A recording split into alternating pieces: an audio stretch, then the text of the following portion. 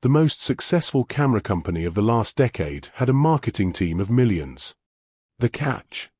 It never paid them a salary. What if you could build $1 billion brand without spending a fortune on traditional advertising? What if your own customers became your ad agency, your creative directors, and your global film crew, all for free? This isn't a theory. It's the story of GoPro. Their most iconic, viral, and effective commercials were not shot by Hollywood directors. They were shot by you. By firefighters, surfers, skydivers, and parents. They sold millions of cameras simply by showing the world what was already being done with them. We all know the name GoPro.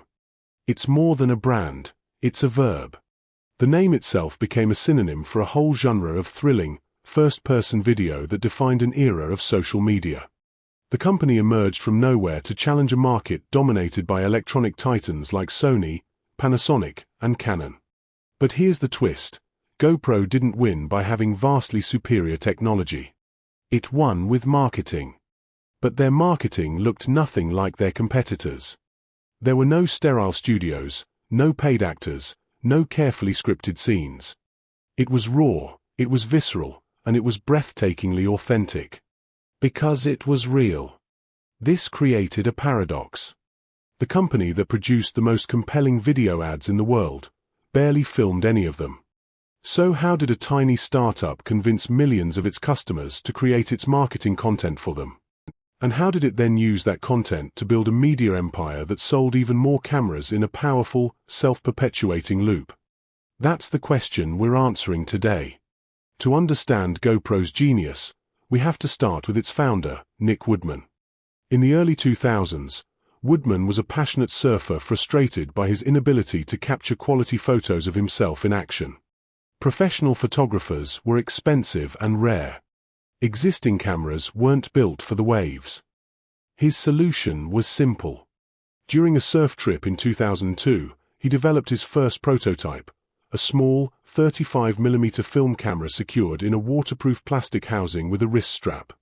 He founded GoPro. But he immediately faced a Goliath-sized problem. How does a tiny, bootstrapped startup with a niche product compete for attention against established, global electronics companies? Woodman didn't have a multi-million-dollar advertising budget. He couldn't afford Super Bowl commercials or glossy magazine spreads featuring celebrity athletes. He had a revolutionary tool, but an empty stage. He knew his camera could capture incredible perspectives, but he had no way to show this to the world on a mass scale. The initial strategy was born from this constraint. Woodman realized he didn't need to tell people what the camera could do. He needed to show them. He recognized that the content created by the camera was a far more powerful advertisement than any ad about the camera. The product itself was the marketing. He started by giving cameras to friends and amateur athletes, encouraging them to capture their adventures. It was a slow process, but it planted the essential seed of the entire strategy. The camera was just the tool, the content was the true product. The game changed when GoPro cameras went digital. The release of the first HD Hero camera in 2010, combined with the explosive growth of YouTube, created the perfect storm. Suddenly, users could easily shoot, edit, and upload high-definition video of their lives. This created a flood of incredible user content online. But it was disorganized and chaotic. The new problem was, how do you harness this flood? How do you systematize going viral? GoPro responded by engineering one of the most brilliant marketing flywheels in modern business. It was built on three core pillars. First, they gamified content creation. GoPro launched contests like the Video of the Day and the GoPro Awards. They offered huge incentives, cash prizes up to $1 million, the latest gear, and most importantly, exposure. They promised to feature the best videos on their official social media channels, turning everyday users into celebrated filmmakers. This brilliantly incentivized customers to not just use the product, but to master it, and to willingly submit their absolute best footage directly to GoPro's marketing department. Second, they became a media company. GoPro didn't just dump this content onto a generic YouTube channel. They curated it. They treated their channel like a premier television network. It became a destination, a GoPro channel you subscribed to for a daily dose of adrenaline and inspiration. They were no longer just a hardware company selling cameras. They were an entertainment brand broadcasting the most exciting content on the internet. Third, they sold an identity. The company's slogan, "Be a hero," was marketing genius. Notice, the slogan has nothing to do with the camera's features, its megapixels, or its battery life. It's about the user. It was a direct call to action, an invitation. It told customers, buy this camera, and you can be the hero of your own movie. It sold an identity, not a piece of technology. These three pillars created a powerful, self-perpetuating flywheel. A customer buys a GoPro to be a hero. They capture their incredible life. They submit their best clips to the GoPro Awards for a chance at fame and fortune. GoPro curates this authentic, amazing content and uses it as marketing. Millions of people see a firefighter save a kitten from a burning building and think, wow, that's incredible. They see this content, feel the emotion, and decide they too want to capture their lives. So, they buy a GoPro. The cycle repeats, spinning faster with every video submitted. By 2014, GoPro was a public company worth billions, and its marketing was everywhere. But why was it so much more effective than the polished, high-budget ads from its competitors? The answer is radical authenticity. First, it built trust. The content was inherently believable because it was real. It wasn't a paid actor pretending to rock climb on a studio set. It was a real person, on a real mountain. This raw, unpolished nature cut through the noise of traditional advertising, creating a level of trust that money couldn't buy. Second, it sold emotion, not specs. GoPro's marketing wasn't about the camera. It was about the feeling. The joy of a child's first bike ride. The terror and thrill of a wingsuit flight. The awe of swimming with whales. These videos showcased universal human emotions from a perspective we had never seen before. You weren't just watching a surfer. The camera's point of view made you feel like you were the surfer. This emotional connection is the holy grail of branding. Finally, it was infinitely scalable.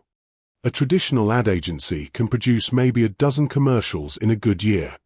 GoPro's global army of users provided an endless, diverse stream of content, 24/7, from every corner of the planet, covering every imaginable activity, for a tiny fraction of the cost. Their marketing department was the entire world. GoPro didn't feel like a faceless corporation. It felt like a community. Its marketing was simply a celebration of what its customers were already doing. And that fostered a level of brand loyalty that competitors could only dream of. So let's connect the dots. GoPro began with a revolutionary product but faced an existential threat: no money for marketing. Their solution was to pivot their entire philosophy. They realized that the content created by their product was a more powerful asset than the product itself. They then built an ingenious system to encourage, collect, curate, and distribute that content, turning a marketing weakness into their single greatest strength. And that is the secret. GoPro's genius was creating a perfectly symbiotic ecosystem. The customer's innate desire for self-expression, adventure, and recognition was perfectly aligned with the company's need for powerful, authentic, and cheap marketing material. GoPro wasn't really selling cameras. They were selling the promise of an exciting life and the tools to prove you were living it. Their customers were not just consumers. They were the unpaid, passionate stars, directors, cinematographers, and evangelists of the GoPro brand. If this breakdown has you rethinking how marketing works, help our channel capture its best angle by hitting the like button and subscribing. This user-generated content model completely flipped the traditional advertising script. For a century, marketing was about a company crafting a message and pushing it out to consumers.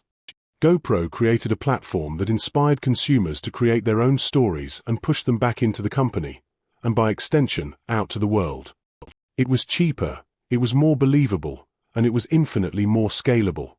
The broader business principle here is a masterclass in building a platform, not just a product.